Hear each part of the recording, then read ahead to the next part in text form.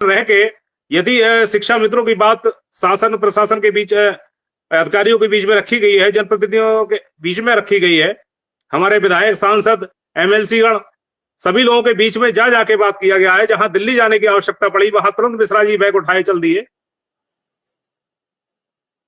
जब supreme court का चल रहा था वो एक अलग विषय है कि हमको वहां सफलता नहीं मिली, लेकिन इसी सुप्रीम कोर्ट में पैरवी के कारण ही कम से कम 3 वर्ष तक हमारे साथियों ने एक सहायक अध्यापक के बतौर नौकरी की है। तो कम से कम उसका इतना जो उसने त्याग किया है, ये आपको दिमाग में रखना पड़ेगा, तभी जो पदाधिकारी हैं अपनी ईमानदारी के साथ लग पाएंगे।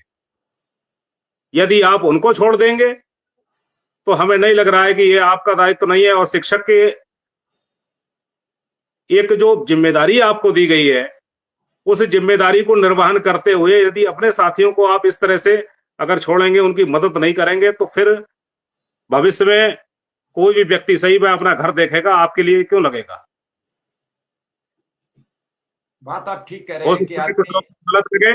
और ये जो शब्द हैं हमारे, ऐसा नहीं है कि सभी, हमारे लिए सभी शिक्षा मित्र साथी, चाहे वो कोई संगठन हो, कुछ भी हो, हमारे सभी बराबर हैं और ये सभी का नैतिक कर्तव्य है, किसी एक का नहीं है। संगठन सिर्फ इसलिए बनाया जाता है, जो जड़ रही है वो शुरू से लेके आज तक उत्तर प्रदेश प्राथमिक शिक्षा मित्र संघ था। बाकी जितने संगठन बने उसकी शाखाएं हैं, वह वहीं से उसी ब्रांच में से निकल निकल के अलग पौधे बन गए वो। लेकिन जो हमारा मंजिल रही है, जो हमारा लक्ष्य था, वो हमेशा से एक ही रहा है। रास्ते अलग अलग हो सकते हैं, लेकिन चलना सबको एक ही रास्ते, एक ही मंजिल की तरफ है।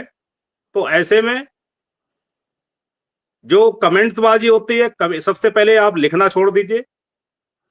किसी को कहीं कोई दिक्कत है, आप सीधा फोन करिए, फोन से बात करिए। इससे पूर्व में हमारे विधायक जी ने एक बार कहा भी था, जब आपके चैनल के माध्यम से लाइव हुए थे, तो उनका संकेत यही है, आपकी पीड़ा है, जान रहे हैं पीड़ा है, लेकिन पीड़ा को अंदर दबाइए, लेकिन लिखने का प्रयास मत करिए उसके लिए। उस पीड़ा सबको दिख रही है, उस पीड़ा को निवारण करने के लिए जो दवाई की आवश्यकता है, जो मेडिसिन चाहिए, हम लोग उसी मेडिसिन को लेने की फिराक में है कि वो मेडिसिन आपको उपलब्ध करा दें, जिससे आपकी जो समस्या है वो दूर हो जाए। तो इसलिए धैर्य रखिए और अपने जो कलम है उसको थोड़ा विराम दीजिए। नहीं, बात ठीक कह अगर रहे हैं। समस्या है, जैसे आपने हमसे कहा समस्या है, बताइए, उसको दूर करने का हम प्रयास करेंगे। जी मिश्रा जी। बात आपकी ठीक है, लेकिन कुल मिला के ये है कि कमेंट को और इन सब पर ही अगर हम बात करते रहेंगे, हो सकता है कमेंट लिखने वाले शिक्षा मित्र ही ना हो, ये भी तो जरूरी नहीं है।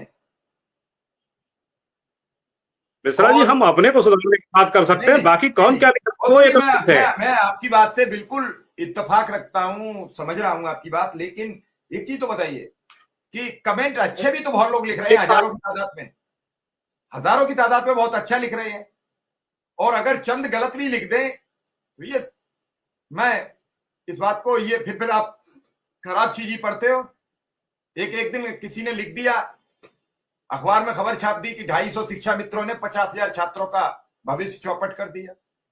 उस पर एक लेटर जारी हो गया सभी जिलों को।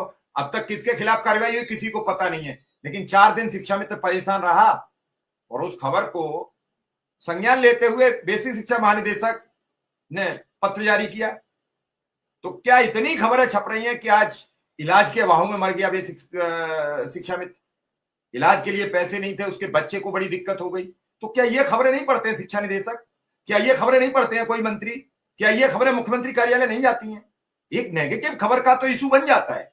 मैं बड़ी लंबी बात आपसे कर रहा हूं, तो ये सब चीजें कौन करेगा? ये संगठन के नेता को प्रायोरिटी पर रखनी चाहिए, बात करनी चाहिए। आप इस प्रयास में हो कि अभी हम अर्थ लेना है तो हम व्यवहार में ले लें, मुझे नहीं लगता है कि इससे कुछ होने वाला है। जिस हिसाब से अखबार वाले कभी खबर छाप देते हैं 25,000, अभी आप ग्रोक से पूछो, जो नया एक सर्च इंजन आया है, वो कह रहा है कि शिक्षा मित्रों को 25,000 वेतन मिल जाएगा। मुझे नहीं मालूम, क्योंकि हमने सबने जो खबरें थी इतनी शेयर कर दी। नेगेटिव खबरों को इतना शेयर करता है शिक्षा मित्र, गूगल खुद स्पेस बना लेता है। तो क्या माना जाए। तो ये जो खबरें हैं ये बड़ी खराब हैं। तो क्या सरकार, अधिकारी उन खबरों को नहीं पढ़ते कि 3 शिक्षा मित्र इलाज के अभाव में दम तोड़ गए?